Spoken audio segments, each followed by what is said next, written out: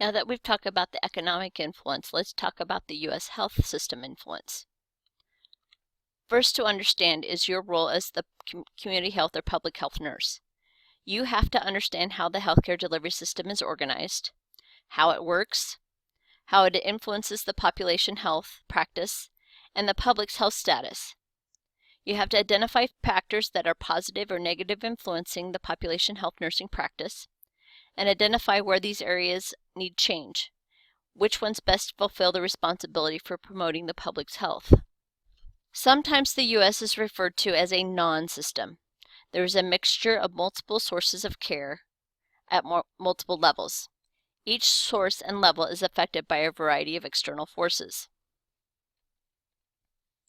Changing population demographics, the growing number of uninsured residents, increased demand for accountability, technical advances and innovation, professional labor issues and economic globalization, changes in delivery system, information management issues, and changes in organization of healthcare delivery system all affect the operation and overall effectiveness of the U.S. healthcare system.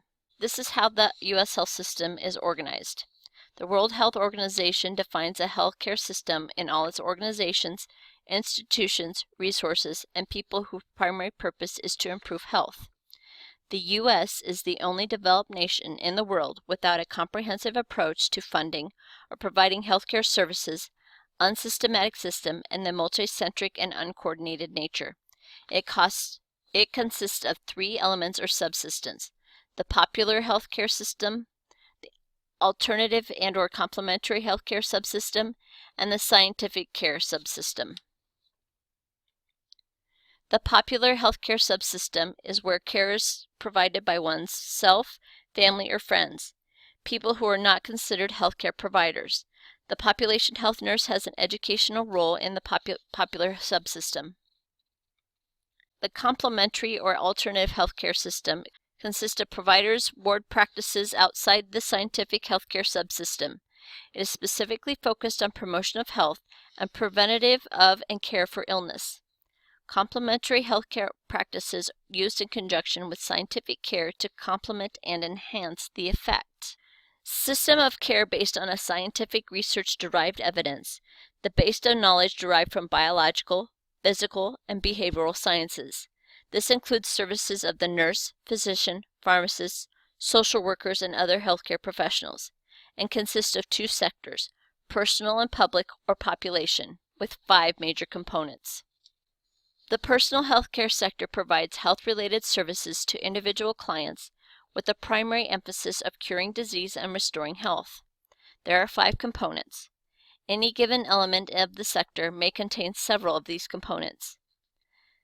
The community health nurse role is to link the clients to the sources of healthcare and advocate for the availability of personal health care services needed by members of the population and provide direct services in the personal care sector or an advanced practice role.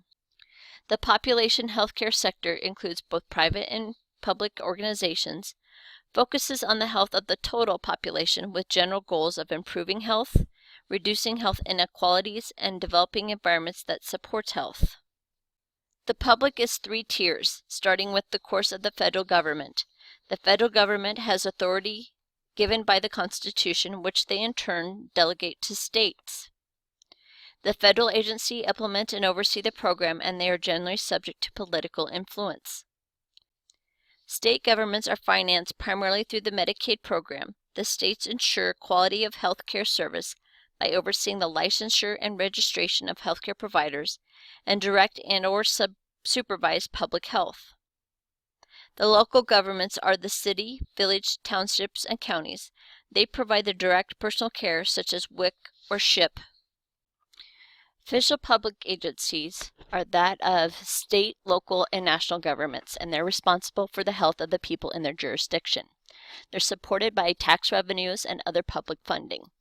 They're accountable to the citizens of that jurisdiction, usually through an elected or appointed governing body, and the activities are often mandated by law.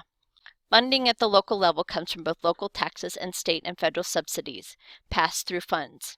The responsibilities vary from state to state and sometimes within the region. They assess and monitor local health needs and resources. They develop policies and foster local involvement in decision-making and equitable resource allocation. For instance, we wouldn't want those that are in the southwest area of Nebraska and that health department, the state government, to make those decisions when not all of the state government is from that area. So there it falls on the local. But what the local levels include then for their responsibilities are collecting the vital statistics, communicable disease information, any disease screening and surveillance, providing immunizations and health education, any chronic disease control and sanitation, school health and maternal child programs, and community health services. To differ that with the state level, this includes regulation and quality assurance for healthcare providers and facilities, so those monitoring our licenses for nursing, medical providers, any of those licensed workers. The state derives its funding from state tax revenues and federal government, and more mandated functions related to health than the federal government, as it should be. We shouldn't have people in Washington, D.C. telling us how to treat the health in the state of Nebraska. The national level has no direct authority related to health-related matters. Their indirect constitutional authority from power to regulate foreign and interstate commerce, the power to levy taxes and spend and promote welfare. The variety of responsibilities are for support of research and dissemination of health-related information, develop national objectives and priorities for each health. For instance, Healthy People 2020 falls under this. Assurance related to actions and services in interests of the national public health, and assist the state agencies where they would need. Other national healthcare systems. U.S. healthcare system compares unfavorably with most other national health systems, and they've been identified with respect to the quality of care provided, the access of care, efficiency and equity, and the indicators of healthy life. The U.S. is the only developed nation that does not have some form of universal healthcare coverage.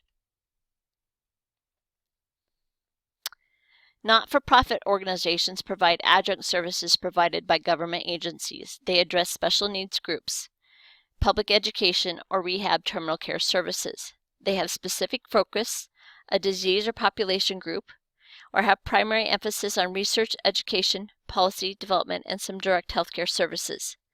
They're funded primarily by donations and accountable to the supporters of those groups. Their activities determined by supporter interests rather than legal mandate. These are also voluntary agencies that also impact the healthcare. All private areas have voluntary agencies of some sort. These are all private initiatives and not required by government consents to organize healthcare, and are usually not-for-profit. They are, however, supported by private funds. There are a wide range of focus areas. There are agencies that focus on specific illness, disease, or body organs. Examples would be the American Heart Association, American Diabetes Association, or the American Cancer Society. Some specifically target groups: children, older adults. For instance, the Society of Crippled Children or the National Council on Aging. Hospice focuses those that are dying, and we'll talk about that later on in the course. There are agencies that provide a certain type of service such as Planned Parenthood, National Safety Council, and the Visiting Nurse Association. There are also many foundations and private philanthropies that support basic research and professional education. For instance, the Robert Wood Johnson Foundation, Milbank Memorial Fund, Rockefeller Foundation, W.K. Kellogg Foundation, and the Carnegie Foundation. There are also professional organizations that are other agencies that support healthcare. These agencies are funded by membership fees and provide continuing education and encourage research. Examples of these would be Sigma Theta Tau International, Association of Operating Room Nurses, and the American Nursing Association.